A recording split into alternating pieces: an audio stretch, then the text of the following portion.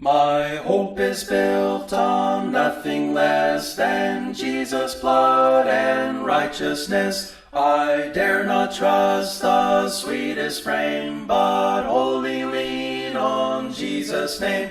On Christ the solid rock I stand, all other ground is sinking sand. All other ground is sinking sand.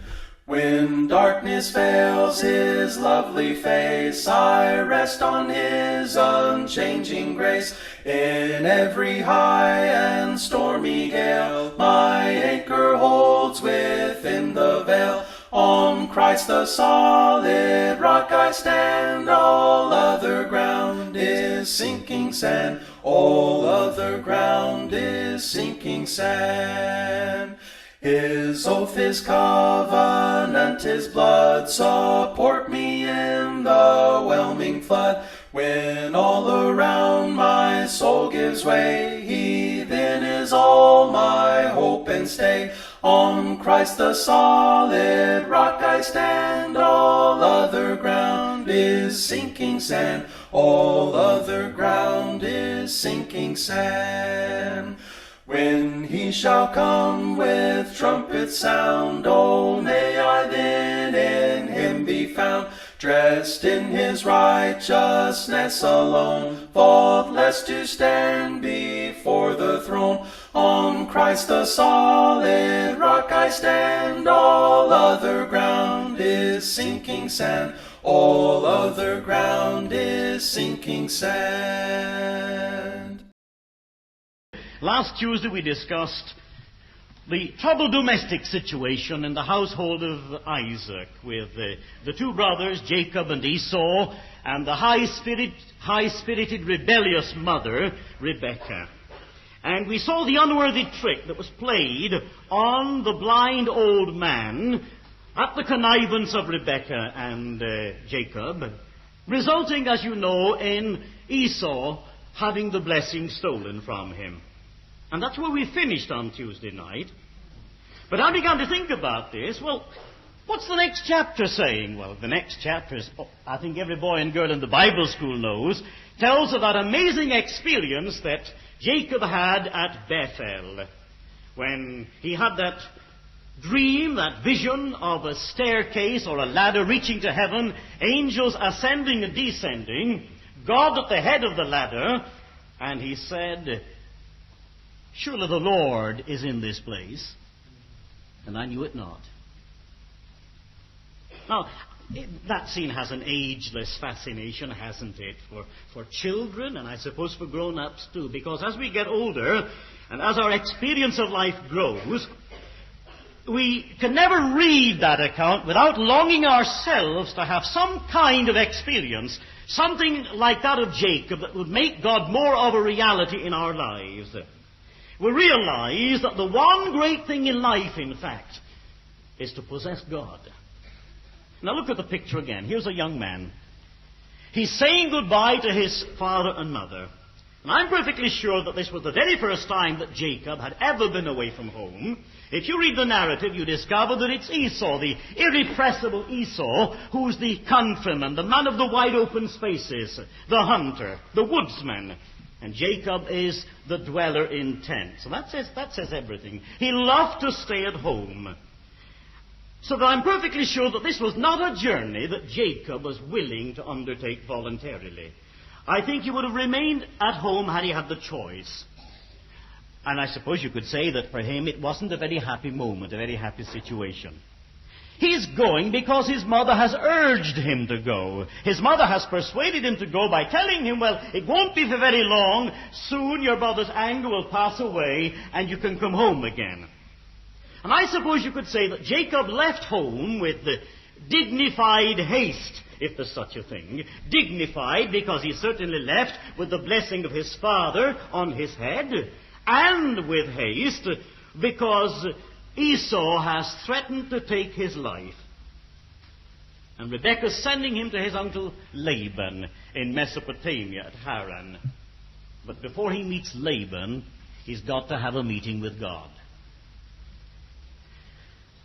The story tells you that he rested at the end of that first day. I suppose he'd traveled by that time some 50 miles from his home, rested that night with a stone for a pillow underneath the stars. And it was a troubled Jacob, a troubled sleep that he enjoyed. And I'm not surprised at that at all, because, you know, this was not the kind of thing that Jacob was accustomed to. He's led that sheltered life, screened from the burden of responsibility and protected by this doting mother. Now he's in the wilderness with all its difficulties and perplexities and antagonisms. He's going to have to depend on his own wisdom, his own ingenuity, his own strength to guide him. The question is, can he find the resources? Is he able to meet the situation? Well, for him it was an uncomfortable situation. He's escaped the anger of his brother Esau, you remember. And then he comes face to face with God. Surely the Lord is in this place, and I knew it not. What should have been a commonplace situation is suddenly wonderfully transformed. The face of God shines through. And he says, how awful is this place? This is surely the gate of heaven. Now, I don't think it's very difficult to understand that this experience would produce in Jacob a conflict of emotions. And you stop for just a minute, and I think you can understand what they would be. We don't have the story in detail, we have just the broad outline. Nevertheless, I think a reverent imagination will help us to understand that first of all there was surprise, followed by terror, and after the terror there came assurance and hope and eventually courage. Now, let's listen to what he has to say. There are two things I want us to do tonight. I want us to look, first of all, at the experience that Jacob had, and I want us to see the steps that led up to that experience. Surely the Lord is in this place, and I knew it not, he says. Now, don't you find that rather deplorable, that a man should have been brought up in a religious home and be ignorant of this fundamental truth of the immanence of God? Surely there must have been times, for example, when his grandfather Abraham had dangled him on his knee, because Abraham lived with him about 15 years, until Jacob was 15 years old. Surely Abraham must have taken that little boy on his knee and told him how God had given the instruction in Mesopotamia to make the journey to Canaan. Surely there must have been times when the child was told of that amazing trek to Moriah, where Abraham was called upon to offer his only son Isaac, the boy's father, in sacrifice.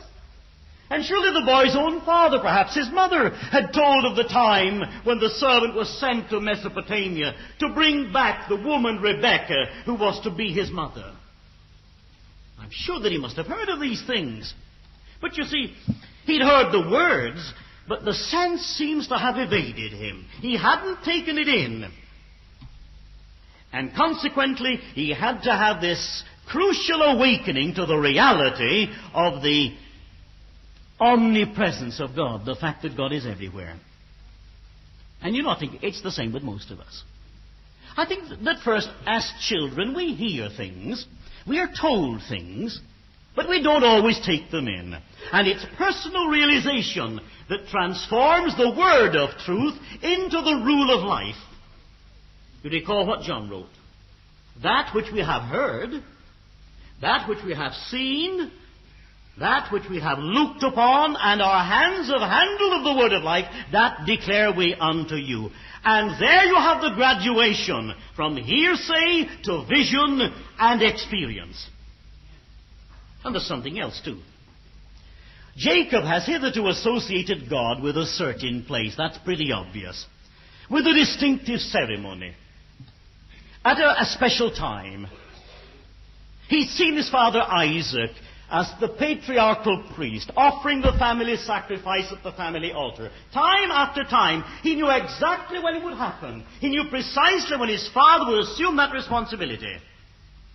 Because these were the elements that signified to Jacob the presence of God. And that was something for which he could always prepare, something he could anticipate even. He knew when the approach to God was going to be made back home. But here, at what turns out to be Bethel, suddenly in an unhallowed place, without an altar, at an ordinary time, God becomes real to him. In a worldly surrounding, with no resemblance, no semblance of religious ceremony, he discovers the presence of God and is made aware of the fact that God is interested in him personally. And I suggest that that became the key to Jacob's experience. Now, I believe we all begin with this kindergarten view of God, if I may call it that. We grow up with the inclination to locate and limit God. We locate God to a certain place. We locate God in a certain place. We limit him to a certain time. I know that when we grow up, we get to be men and women, we talk about the omniscience and the omnipotence and all the omnis roll off our tongues, and we talk about God in these terms. And yet even then, is it not true that we still persist in limiting God, in restricting God, just as Jacob did? For example, don't we think of God being the God of the Lord's Day more than the God of Monday, Tuesday, Wednesday, Thursday, Friday, and Saturday? And don't even on the Lord's Day we think that certain hours are more particularly the hours of God than other hours. He's the God of the morning service. He's the God of the Sunday evening service. He's sometimes even the God of Tuesday night or Wednesday night. Tuesday if you're scriptural like us. But he's not the God of the office. He's not the God of the works. He's the God of the church or the meeting place, but he's not the God of other places and other times. And isn't it true that we somehow think that God was more peculiarly present in the New Testament age than in our age today? And yet, if we would be brutally honest with ourselves, I think we'd have to admit that sometimes those set times for religious service are very dull and uninspiring. And the worship seems to be monotonous and routine. And then, suddenly, at an unconventional time and place in our lives, the nearness and the concern of God becomes a reality to us. Now, I believe that every one of us must come to an awareness similar to that of Jacob, when God becomes real and God becomes near. Jacob's discovery came at Bethel, not at his father's altar. For Moses, it came at the burning bush in the wilderness, not in the temples of Egypt. For Gideon, it was in the common round of the daily task, not at the Ark of the Covenant in Shiloh. These were men who could say with Job, I had heard of thee with the hearing of the ear, but now mine eye seeth thee. And we can't continue always to live on the strength of the faith of somebody else. We've got to be like those Samaritans who said to the woman once they'd been to Jesus, now we believe, not because of your word, but we have heard him for ourselves. Tradition and hearsay retreat before the reality of personal experience. And if only we could see the naturalness of the divine and the divinity of the natural. But we can't do it. We need the opening of our eyes. We need the vision that transforms. We need to become aware that the Lord is in this place. And when that truth is grasped, I believe it revolutionizes all of life and all of experience. That God is the God of the commonplace. Now let's go back to Bethel for just a little while, and let's see if we can discover what it was that brought this vision of God, what made it possible for Jacob at this particular time. And let's do that in the hope that by putting our own lives right, we too may come closer to God. Certainly from Jacob's point of view, the experience was totally unexpected and unprepared for. And yet the events which had already transpired back there at his home at Gerar, and the ones that God had planned for him that were going to happen later on, well, these made it essential that Jacob should have this experience. Everything was just right for this revelation. In the first place, Jacob was at the right place at the right time. He's out there in the wilderness with home and familiar things and familiar people left a long way behind. It's at the end of the day and the night is falling. Now, I don't want to make too much of the time, but I think it's true for all that at the close of the day, when the light begins to fade and the hush falls on the world of men, We do become more sensitive to the spiritual and the eternal. The quietness of the evening seems to still our spirits and awaken within us a sense of eternity. I think you know what I mean. Perhaps you've been maybe at the coast sometime, and on a warm evening you've been walking along the cliff top, and the night has been falling, and things have been pretty quiet. The sound of the waves breaking on the beach below, and you've looked out at the vast expanse of sea. Or perhaps you've been out in the country on a warm summer evening, out in the hills, when the stars have been so clear that you felt you could almost reach out and grasp them. And I believe that at such times, in the hush of the evening, a stillness and a solemnity can steal over you, and you feel you could pray. You feel that you could worship. I think this is exactly what the psalmist experienced. Here's the man who's a shepherd, spends evenings out there on the hills watching the flocks, and he's able to say, when I consider the heavens, the works of thy fingers, the moon and the stars which thou hast ordained, what is man, that thou art mindful of him, of the Son of Man, that thou visitest him? Now, I don't know if you've had this experience. I suppose you have. But I'm sure you will agree, in any case, that evening certainly is the time when it's easiest to pray and to think spiritual thoughts about eternity and about your soul and about God. But it's not the time of Jacob's vision that I particularly want to emphasize. It's the place. Jacob at Bethel is away from the world of men. He's away from the hustle and bustle of what I suppose we'd call today town and city life. He's away from home. He's very much alone. And I believe that's what it takes to get close to God. I think it takes a sense of loneliness in a solitary place. These are the prime requirements for meeting with God. Alone and still and withdrawn from other people. You know, we seem to have lost the art of being alone. We've lost the art of being still. Even in our services, I think we're scared of silence sometimes. We're afraid of silence. We're afraid of the solitary place. We want people around us all the time, and we become positively uneasy if we're left alone. And yet if Jacob's experience is going to become ours, we're going to have to find time to be alone with God. And it can be done, even in the midst of life today. Perhaps when you're walking alone. Perhaps in the quietness of your own room. Even here at the Holiday Fellowship, when there are so many people around you, when so many things are going to be happening, and there's so much to talk about, I still believe it's possible to find time to be alone with God. During the voyage of the Discovery, Edward Wilson used to find time to be alone with God by climbing to the crow's nest every day. That's where he got his quiet time. And if Jesus Christ could do it in a life as busy as his, I think we can do it too.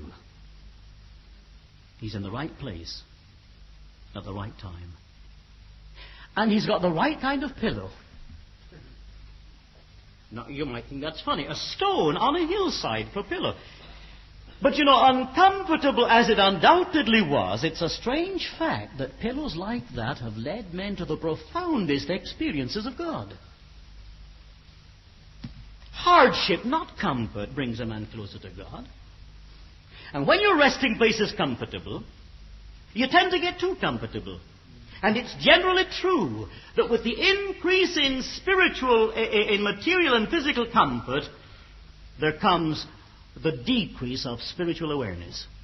And I believe that God is able to reach us best when we're rather up against it. Arnold Bennett, the author, just before he died, got rather irritated because some of the younger critics were rather slating him. They gave him bad reviews. And he challenged them to tell him why they felt so badly about his writing. And they said, "Our complaint against you, Arnold Bennett, is that you've grown too rich. When you were struggling and poor, you felt deeply and you saw truly. But now that success has come your way, your vision has become blurred and your books are shallow and trivial." Now, I can see that that could be true of authors. I can see that it can be true of Christians. I see it can be true of churches. And it can certainly be true of preachers. Seems to me that if we're going to keep hold of God, we shall see to it that we don't allow life to make us too comfortable, that no matter what the outward circumstance of our life might be, we bring a certain austerity by discipline into our personal living. We should see to it that we're always on hand some task that stretches us to our fullest extent, a task that taxes our ability. In other words, we should see to it there's always a bit of stone in our pillow.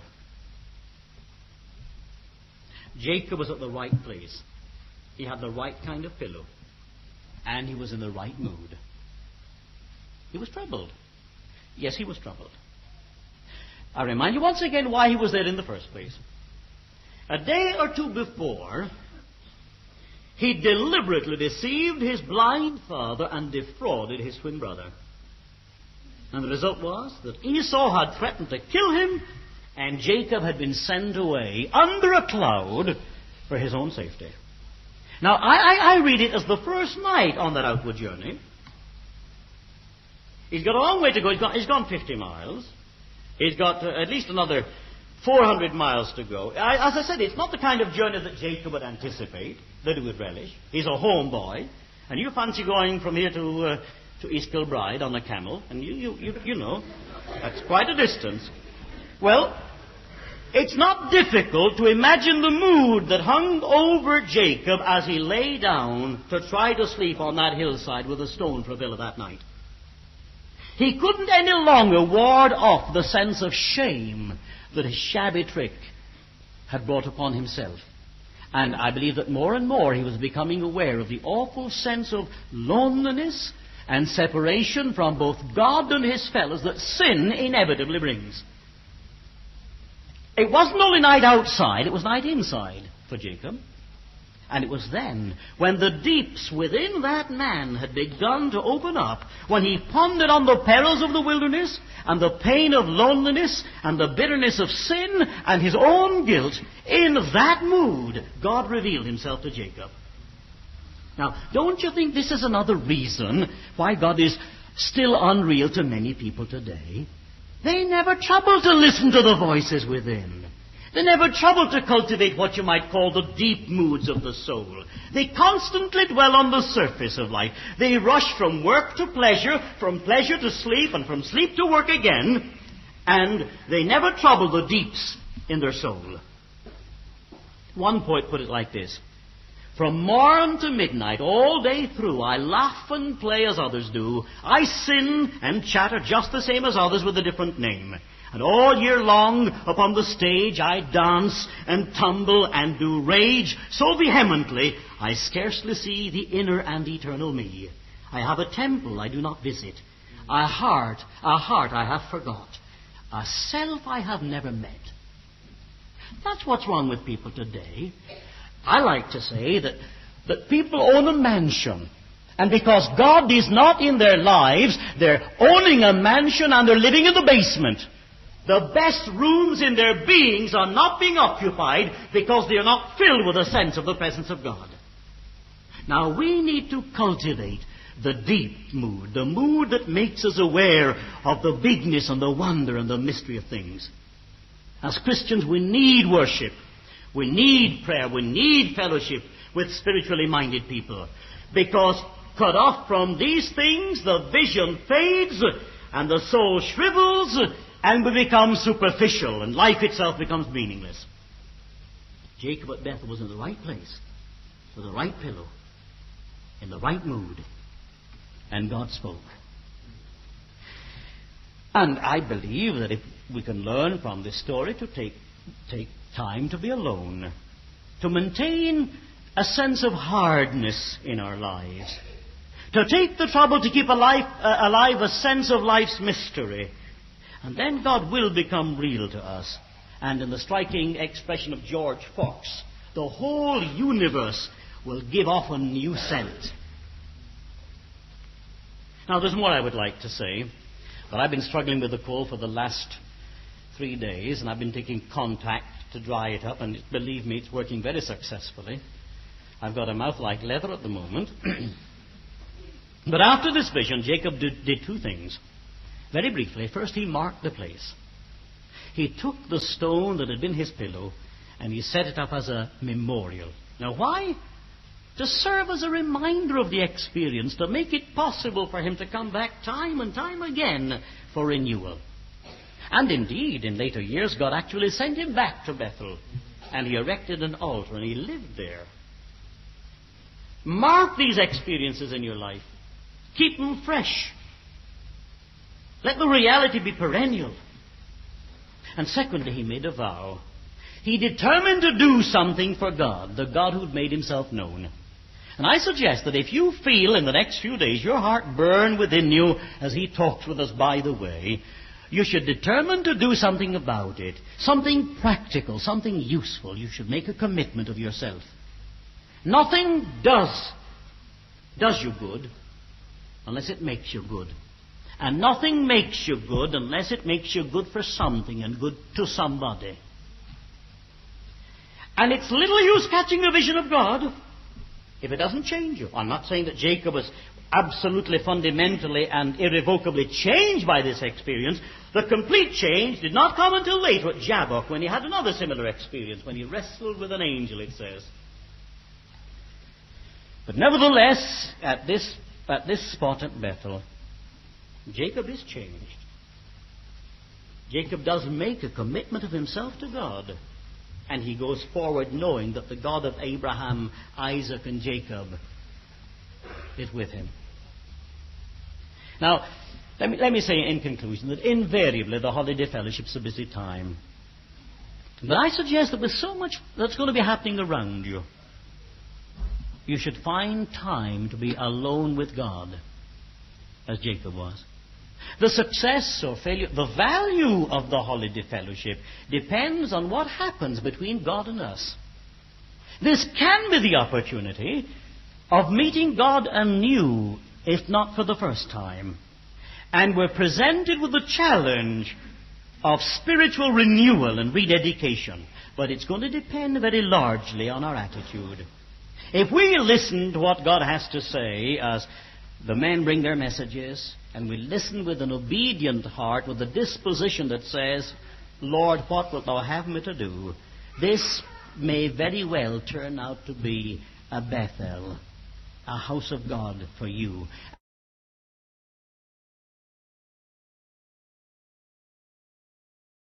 The Lord's my shepherd, I'll not want. He makes me down to lie in pastures green. He leadeth me in pastures green. He leadeth me the quiet waters by. My soul he doth restore again, and me to walk doth make within the paths of righteousness, within the paths of righteousness, in for his own name's sake. Yea, though I walk in death's dark vale, yet will I fear none ill, for thou art with me, and thy rod, for thou art with me, and thy rod and staff me comfort still. My table thou hast furnished in presence of my foes. My head thou dost with oil anoint, my head thou dost with oil anoint, and my my cup overflows. Goodness and mercy all my life shall surely follow me, and in God's house forevermore, and in God's house forevermore, my dwelling place shall be.